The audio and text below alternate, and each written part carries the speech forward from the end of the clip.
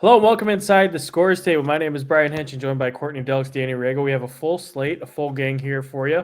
We are using this episode to preview the Sneakers for Santa event coming up this weekend. So before we get into that, though, how's everybody doing?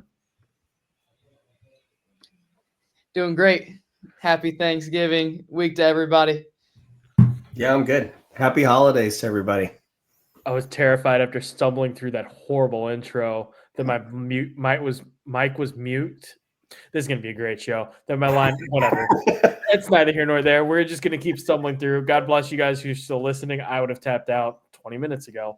Let's just jump right into the games. First game up on the docket is Pendleton Heights versus Jennings County. That's an 11:30 start. It's kind of the big overview. I think the Ada Hupfer Molly Ernstis matchup, and then you got Casey Warfel, an Indiana All-Star candidate in there as well. Courtney, I'll let you start the discussion here with this one.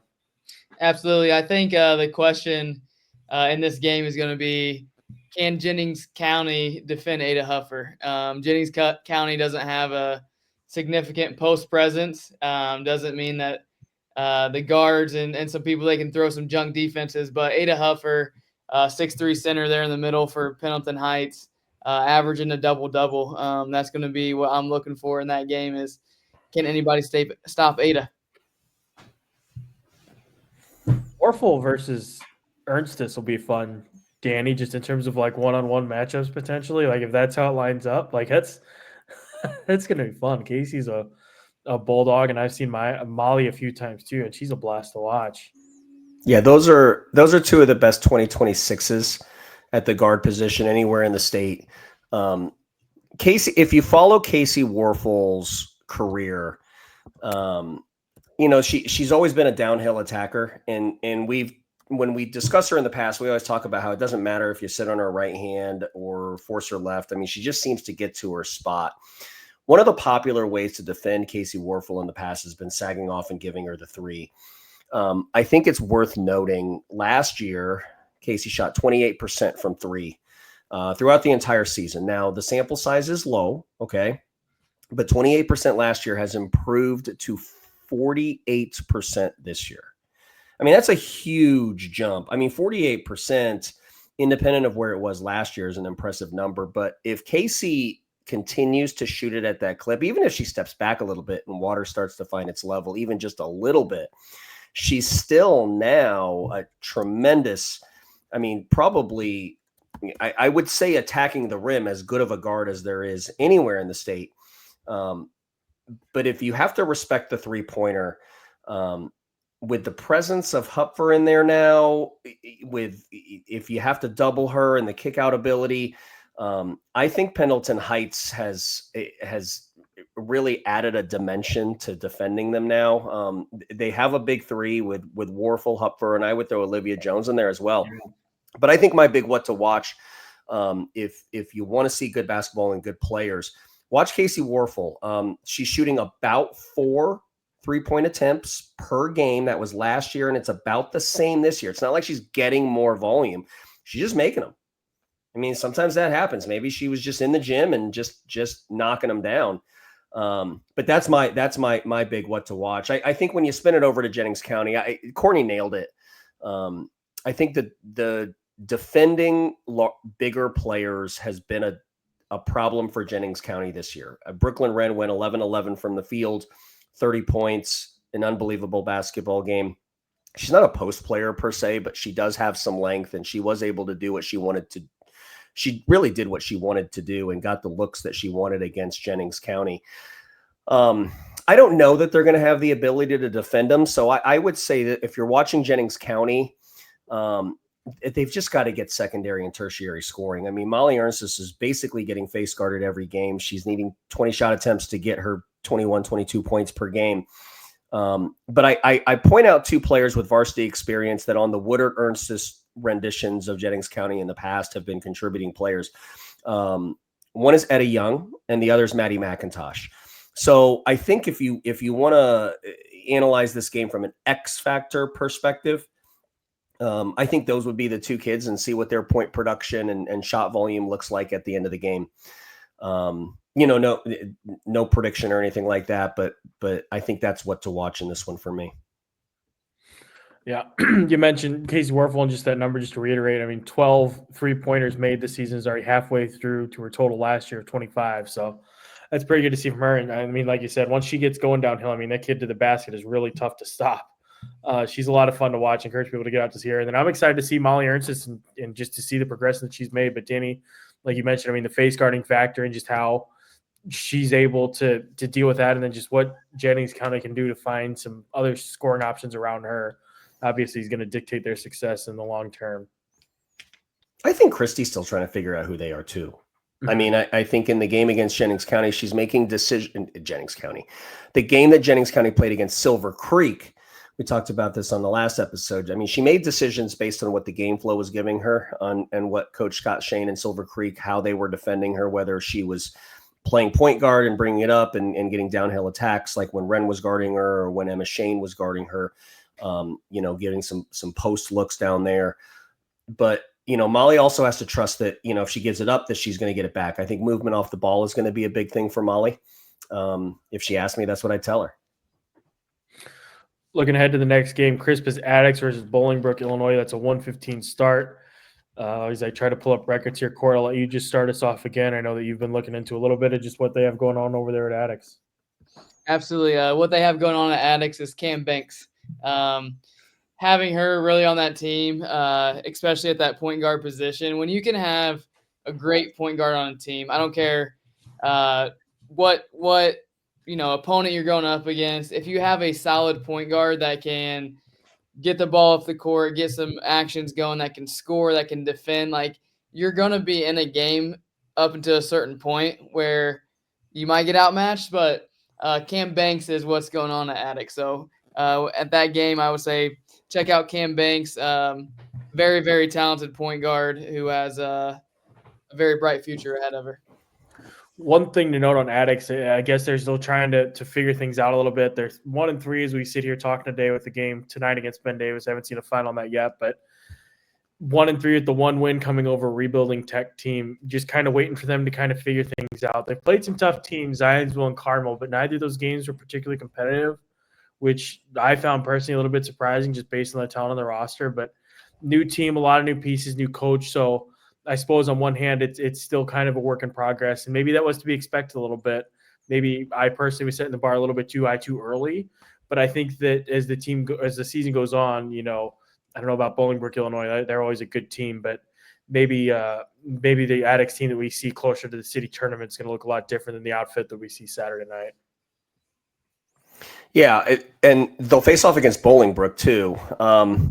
Now, we don't have access to a lot of the intel there, but last year, I mean, Bolingbrook was a wagon last year. I mean, they had Trinity Jones. She tore ACL in Westfield, Indiana, at the Pacers Athletic Center, and the whole place stopped. I mean, this is one of the 10 best players in the country at the high school level. And I don't even, to be honest with you, I'm embarrassed that I don't know this. She could have transferred. I mean, she's not listed on their roster, but I don't know if she's back from the ACL. But last year, I think they won 25, 26 games. I think they got to the third weekend in the Illinois State tournament and got knocked off, which would be the third weekend in Illinois would be the quarterfinals. So one of the 8 best teams in the biggest class, but this is a perennial power. A little bit of note, and I don't know if this is anything because I'm not super familiar with Bolingbrook's roster the way that I am with like Fremd, for example. But Cam played on I think two Chicago-based AAU teams in the summer. I think she knows a lot of these kids. And I think Cam, the coach, not the kid Cam, but I think Coach Cam knows a lot of these kids too. So that's kind of an interesting dynamic. I'm sure Camra, the child, she have a little chip. Well, I say little chip. Big chip on her shoulder in this basketball game. But it's the Cam show. And I don't mean that in a bad way. I mean that in the most complimentary way to Cam Banks.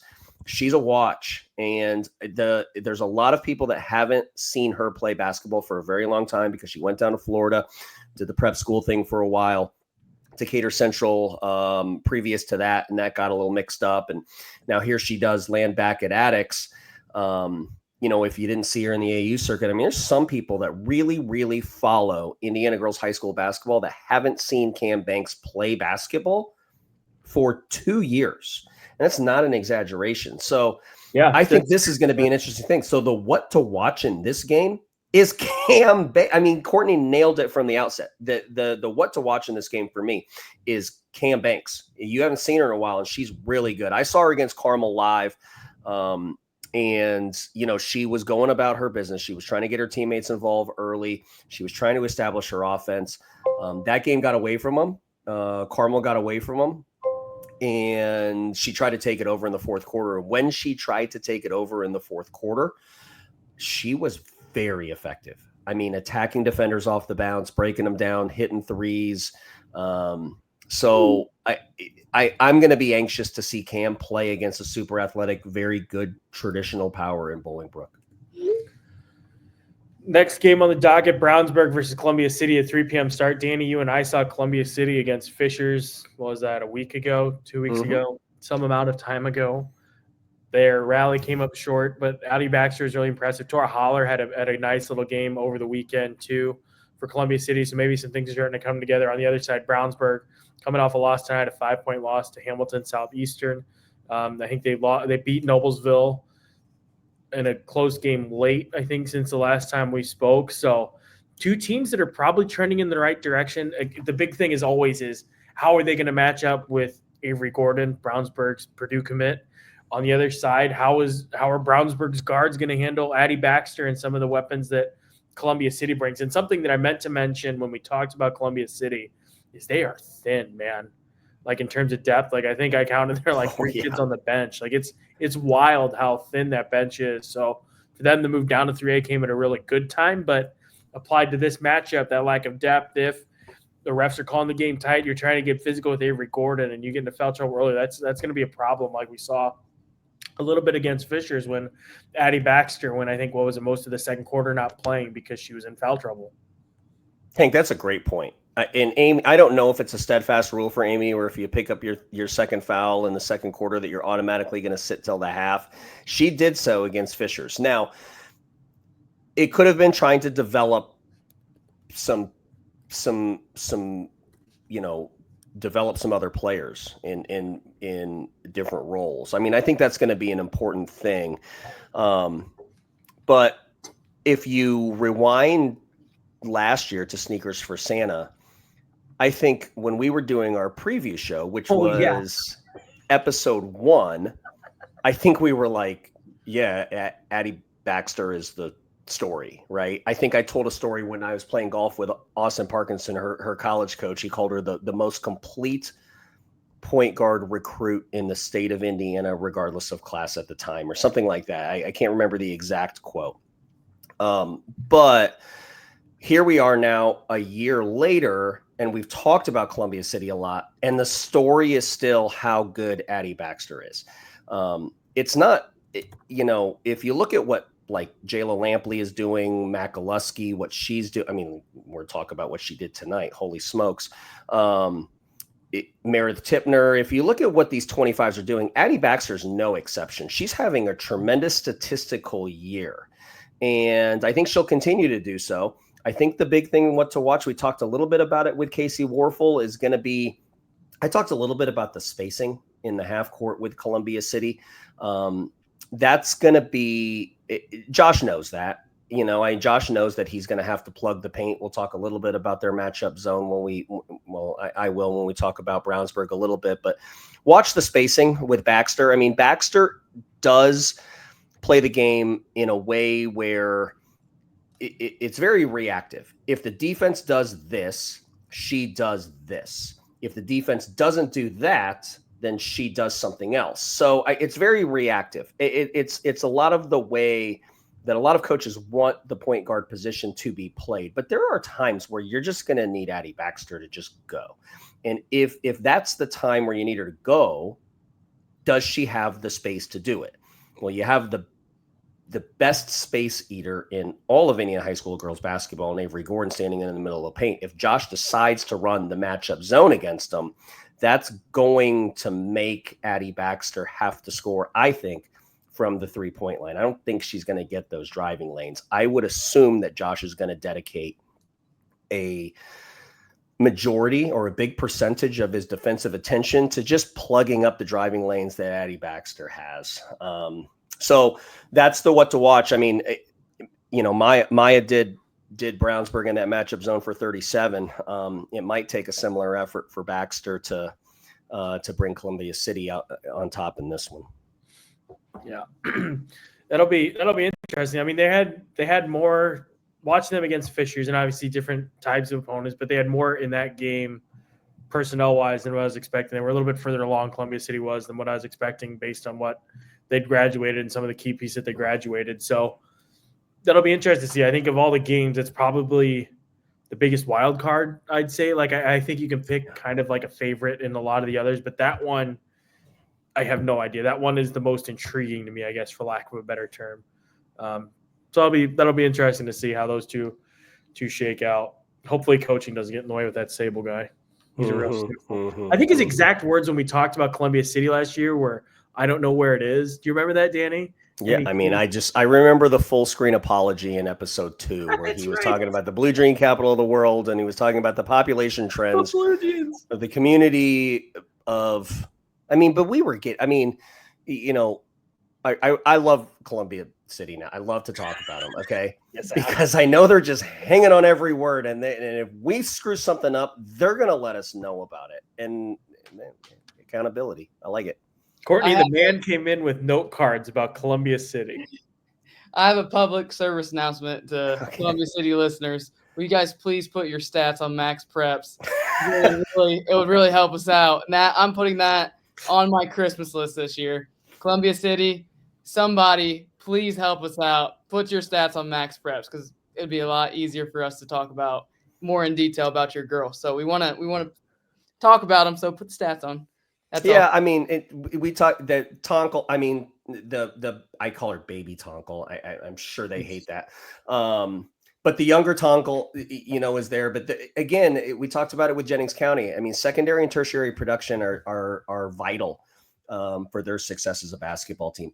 A couple quick notes on Brownsburg. So, some of it might be because they have Avery Gordon. Some of it might be because they have Elle McCullough. But, I've seen them play more than a couple of times. And they have switched, just as I suspected that they would. They have switched from being a man-to-man team to a zone team. I noticed it most in the Noblesville game. Meredith Tipner, she just was able to pick her way through that zone. Couple of halftime adjustments that Josh made. So Courtney, he's not running it's like a matchup with 2-3 principles on the side, but it's kind of got odd front principles at the top. So he stacks the zone. So it almost runs like a 1-1, 2-1, like wide on the wings with Avery protecting the front of the rim. What that does, though, is if you screen the inside of the zone the way Donna Buckley and Noblesville did, it does make you vulnerable to that, because that second defender now is already in a bad spot. So you do get the one kick 3. Okay. Josh did adjust that, kind of later in the second half against Noblesville, but that's going to be a big thing. Watch this matchup zone. I had something I had to do tonight. I'm going to really dive into the HSE Brownsburg film and kind of see where it was, but I just don't think Josh can be super happy with how the zone has performed against singular excellent basketball players like Meredith Tipner and Maya Makaluski. If they don't fix that, okay, Baxter's going to go berserk, and that's going to be a problem.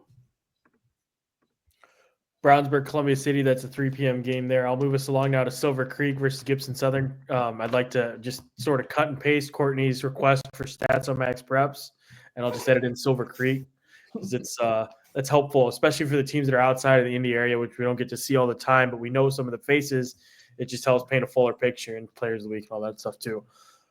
Storylines here. I mean, if Brownsburg Columbia City is the most intriguing in terms of the matchup, I think this is the one that I'm maybe the most excited for.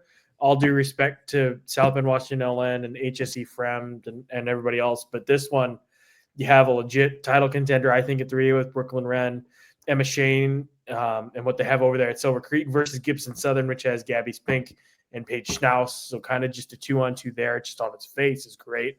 Not to mention everything else. I think Gibson Southern, maybe, they graduated Chloe Graham from a year ago. I think maybe they lost more than what I personally realized and gave them credit for, but I still think they're a very good team, and one, if the cards fall the right way, they can have a clear path to the state final in 4A, a really dangerous team. Silver Creek is finally back in 3A where they belong, just in terms of enrollment. So a really fascinating matchup on paper. I'm really excited about that one. So let me first make an apology to Emma Shane. Knock it off, Hank. So in the last episode, I was talking about how Emma Shane gave up inches when she was guarding Molly Ernst, and I said that she was 5'5". Now I knew that she wasn't 5'5" as soon as I said it. So I said some ridiculous. I haven't listened to it, but I think I said some ridiculous sentence like, "She's giving up inches and she's 5'5". And then I go 5'6", 5'7". Like I knew that she wasn't 5'5". I'm sorry, Emma, you are not 5'5". I'll give you a 5. I'll give you a 5'7", 5'8" with shoes, in the basketball program, I'll give you a 5'8". But Emma Shane, I would suspect that she's going to guard Gabby Spink. Okay. I think Scott, obviously she's Scott's daughter. Okay. So he trusts her implicitly, but this is one of the better assignment-based defenders in the state. And what I mean by that is she's not going to maybe not, be known as a lockdown defender in middle third or anything like that. But if you give her a job like face guard Molly Ernst or front this kid or deny the entry to this kid, she'll do it. Gabby Spink's scoring, I think she's 26, 27 points per game, like really, really good numbers. No surprise to anybody. Okay. But also, because it's no surprise to anybody, it's also no surprise to Scott Shane and Silver Creek. Okay. So how they decide to defend Gabby Spink, I would assume it's going to be Emma Shane, which is going to leave Brooklyn Wren as the best. I mean, she is as good of an off-ball defender as there is with her shot blocking, things like that. Now, the one thing that Gibson Southern has is it does have size to combat Brooklyn Wren. Although Brooklyn Wren isn't a post player per se, she does have tremendous height and tremendous length. So her measurables are really good. But if Shane cancels out Spink and Schnaus cancels out Wren, or they equal over the sample, now you have to look at the X factors, the role players. Okay. And the kid that I will point to because she hit big shots all during their state tournament last year was Ravelette. Okay. Ravelette hasn't unfolded yet, but she's just steady along. I think she's their third leading scorer right now, but I know because I saw it through the state championship run that kid's got big game DNA. And this is a big game because Silver Creek is right now, maybe the class of 3A. Hank, is that too early to say that? But they're up there. Yeah. There's probably somebody obviously missing, but yeah, they're certainly right up there. Yeah, Court, you have thoughts on that one? I'll be honest, not too many thoughts until I see them both this year. I was hoping you had some more time here to vamp. We're recording this at 11 o'clock at night. I'm coming off finishing up volleyball super team and then covering a game. Danny's been doing work stuff. Courtney's been running around to Costco with kids. So we're all kind of running on fumes, I'll be honest. So if this episode, if you've made it this far and you're sitting through the choppiness, that explains why I don't have my A game. And I feel like I'm bringing the entire team down. And I couldn't be sorrier as I try to pull up John Harrell. Danny, I apologize to you. No, hey, listen. After you apologize to Emma Shane for height shaming, which I was so embarrassed. That gave me enough time. Because she, I mean, of course, she like called me out on it too, as she should have. I mean, I was wrong. Okay. I think, but listen. I mean, she's good. Okay, and I keep talking about her defense too. Watch, Emma Shane's going to go out there. She's going to hit 7 threes. The seventh one, she's going to point the arrow at me. I'm sure. But So back But on no. the topic of the best team in 3A, I think the South is really good. Like Silver Creek's up there. Greensburg ranked number 1 right now. Greensburg's good. I saw Greensburg on film the other day. I can't wait to talk about them in a later episode. Yeah, I think they're awesome. I've had a few coaches bring them up to me too. I think actually Josh is one of those coaches who brought them up. Like he was They're really good. Summer. Yeah. Danville's going to be right there. I'm curious to see how deep Danville's. Washington. Washington has the 2 losses to South Knox, but they haven't been touched since then. I mean, I think they beat North Knox by 17 or something like that. So they'll be good. Norwell's coming off a big game tonight for the north side. Then all the Evansville schools down there with Memorial Central. Yeah. Whoever else. So yeah, 3A is exciting. That'll be a good one to see. Let's move right along then from Gibson Southern Silver Creek to South Bend Washington versus Lawrence North, 6:30 p.m. This is a potential state final preview. We'll see how things shake out, but it is a game, Danny, that we saw over the summer at the thing at Hamilton Southeastern. Yeah, Charlie Hughes. Thank you.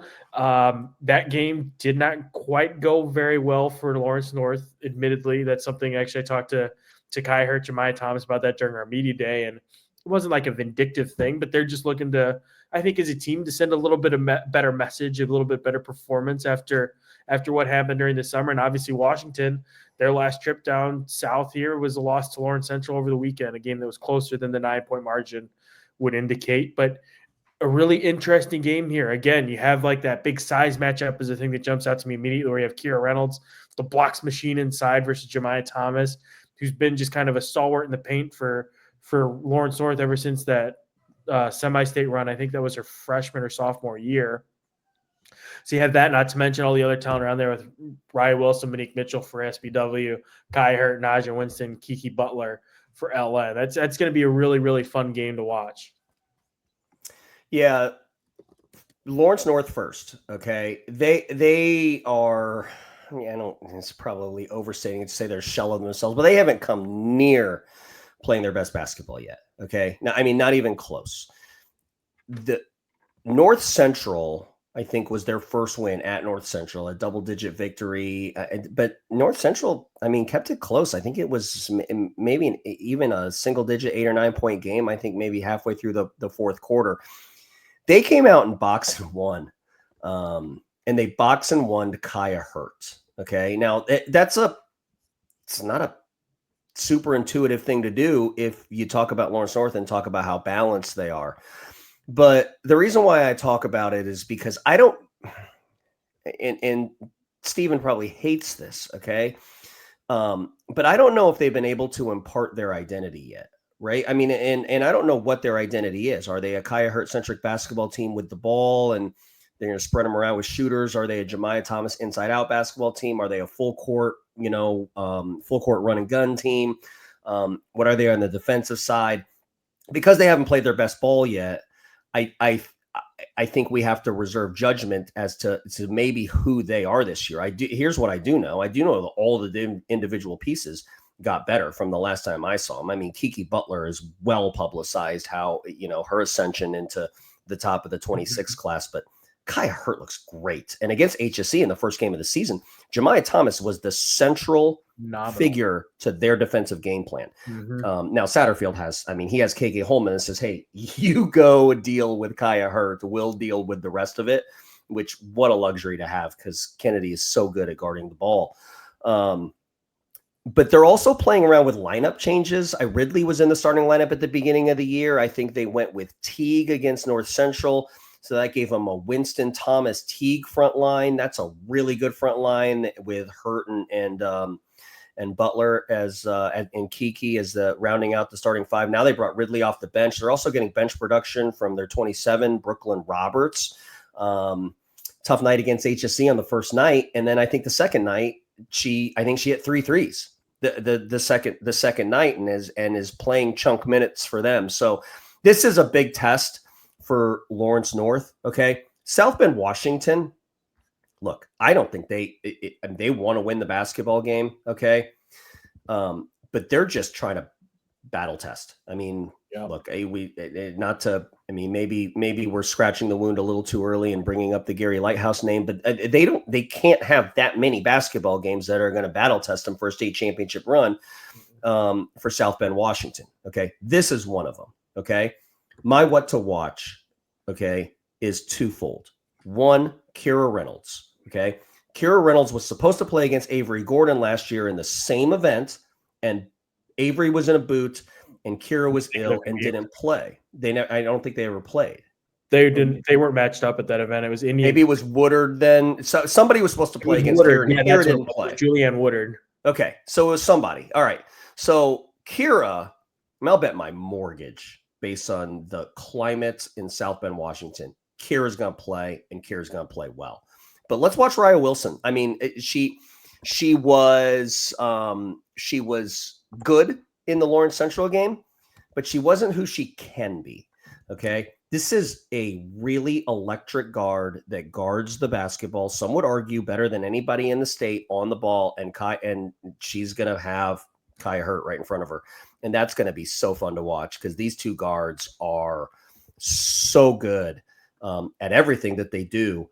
But can Kaya be effective with Raya Wilson in her pocket? Time will tell. I think from a player perspective, at the beginning of a season, like you sit down and you look at your schedule and you circle the games you're excited for, and there's no doubt in my mind, both teams circled this game. That's a game that they're looking forward to for both of them to see where they're at. And we get it here early, November. Rise and shine. Here we go. Let's see where we're at. Sometimes, you want those games to come later in the year, but here we go. Hank, don't you think some people in the Indianapolis area too want to see South Bend, Washington because of the sound that they got last? I mean, don't you think there's some people that just want to see them for that reason? No. Courtney? Is Hank frozen? Courtney, I said Hank. Courtney. Anybody? I mean, Courtney, you first go at it. Yeah, I mean, absolutely. I mean, any team that can hang 100 and do what they did. I mean, teams you want to see them. Hey, Courtney, what did you make of that? By the way, I don't think that we've had a show with the three of us together, and I don't think we had a chance to actually even talk about it because I've just been so busy. I'm curious, what's your reaction when you see a final score of 100-0? I would say my reaction is, how did it happen? Like, the game shouldn't have been played, in my opinion. Like, if it's that big of a difference, do a scrimmage but to actually have it on the roster, I don't think it helps anybody. I actually had talked to somebody from the IHSAA, and they went and watched the film. They weren't seeing if anything like bad happened. They just, when things like that happen, they go and they review it just to see, okay, why was this game played? There's nothing illegal that happened. It's just like it shouldn't have been played. So that's my take on it. That's about where I came down on it too. Like, I think that you could have done more probably. I just, the fact that it's scheduled, just, I don't get it. Were you ever involved in games like that on either side, just like a blowout to that magnitude? Maybe not 100-0 bad, but quite a few that, in our area that were blowouts. But like by that point, a lot of us were on the bench. Like, we might have played 2 or 3 quarters. And then we're getting players in that might not see minutes in a varsity game, in big games. So we really went to the bench early in those types of games. Obviously, it goes against this event, which brings in so many good teams. But I've kind of noticed there are a lot of blowouts. Like, Pike won a game over the weekend that was like 86-8 or something like that. And you see some of these other games where it's some big number to 10 or 50-10 or something like that. And I think conference play plays a part in it. And just, I mean, scheduling wise, it's just like, why are we scheduling these games? And I think that it's a really complex answer that deserves probably its own episode with some people who are actually involved in those decisions. But we're at an interesting stage of girls basketball right now in Indiana where it kind of feels like, I don't know, maybe the gap between the haves and the have-nots is a little bit more increased. And maybe there's some tiers within the haves of teams that are really good in elite level, teams that are still figuring it out, and teams that are close but not quite there yet. But then you get down to the other teams where it's like, it's a full-on rebuild. You know what I mean? Like, I don't know if that makes sense, but it feels like there's a pretty big gap there. And I don't know. I don't know that it's necessarily even good or bad. It's just interesting to see.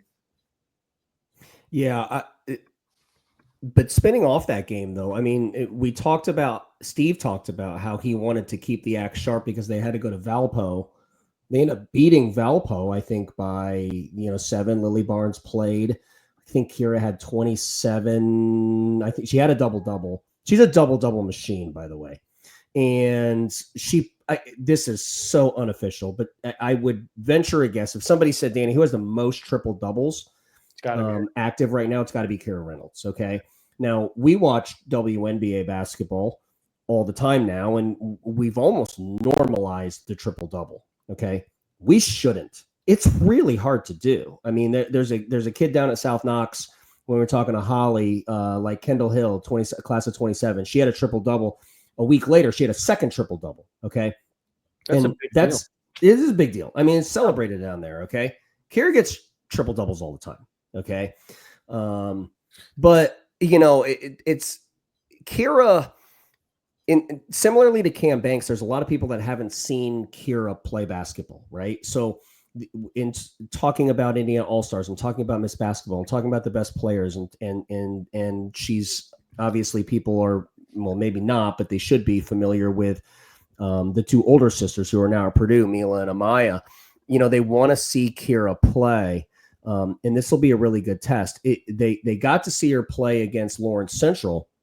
And some of the reports that I got off that game, Anaya McKenzie, who is big enough, tough enough, and fast enough and athletic enough to be able to check Kira Reynolds, did. I think she still went off for 22.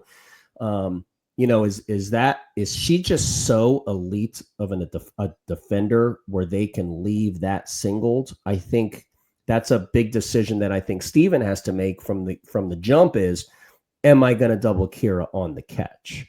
I think you're probably not going to double off ball screen when she's going downhill and handling the basketball. That's probably where you want her. But we'll see. Steven has a lot of decisions that he's going to have to make in defending them. And if he watches the Lawrence Central tape to decide that, we're going to find out if he's got the horses to do so, because I do know that LC does. To circle back as I wrap up the SPW conversation, Danny, to answer your question, do I think the Gary Lighthouse game makes people more interested to watch South Bend Washington? I don't think so. I think just Washington being who they are, and I mean just the immense talent that they have. I mean, I put together preseason player rankings, and South Bend Washington was all over that thing. Like, they're a really good team. I think that's a bigger draw. I think the Gary Lighthouse thing is just more of a fascination, and maybe in some circles it's a reason to, I hope they lose or whatever. I don't think that there's many people who get that deep with it. You know what I mean? And if they do, I mean, it's kind of weird behavior, but whatever. But no, I think the allure of Washington is based almost exclusively in the fact that, hey, this is a generationally good team, similar to kind of what we've seen in Lawrence Central, a little bit at HSE, what we saw at Noblesville the year that they won state. And even I think after Ashland left, I think you could still make an argument with Tip and Reagan Wilson and some of the people that they had around there too. It's just a really special team, and it's cool to say you were there to see a team with so many Division I recruits around together in such a relatively small roster. I mean, that's part of the reason why Gary Lighthouse was in a JV games, because Washington doesn't have a JV team for whatever reason. So that's my answer to bring it all back home and bring that discussion to a close. Looking ahead to the final game of the event, you have Fremd from Ohio taking on Illinois. Fremd from Illinois taking on Hamilton Southeastern, the Maya Makaleski show. I mean, gosh, she is just putting up crazy numbers.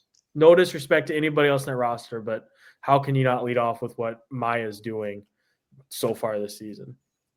I think the transformation that Maya's had from February to November is off the charts.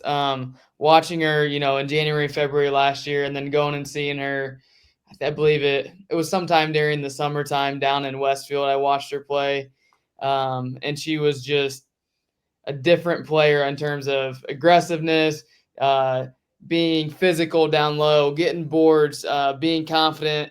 And we know she's a confident shooter, but just like this this another level of Maya like emerged, and I really saw it happen during the summer. And so like the numbers that she's putting up, she has separated herself. She is on a completely new level of being a basketball player. And some people take that jump from their junior to senior year. There's like this switch that goes off, and they just take this big jump when you didn't think they could really get that much better. And like she is a player that has done that. So she has been really fun to watch.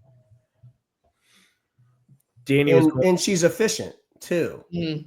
Like that's the big thing. I mean, she's not. I mean, Maya has to get shot volume, okay? But shot volume can be a detriment if you're not efficient. Efficiency is the new standard for how good of an offensive basketball player you are, okay? She's shooting 50% from the three-point line, like 50, okay? I mean, that's a ridiculous number. By the way, Stidham's shooting 58%, and I think I'm not positive about this, but I think she like missed her first 3 or 4 attempts of the season. So in the last how many ever games, 6 basketball games, Kayla Stidham is probably shooting 67, 68% from the 3-point line.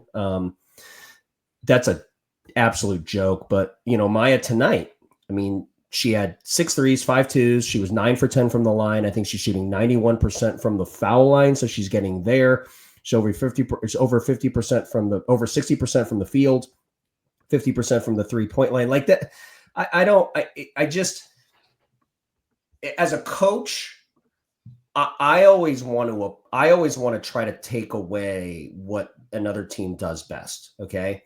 And for her to be able to do this night after night and just go out and get 37 against Brownsburg, and hopefully, I mean, maybe if I talk long enough through these run-on sentences that I love doing, that Josh can join and tell us what his defensive game plan was, but I can't imagine that he was real happy with her statistical output tonight.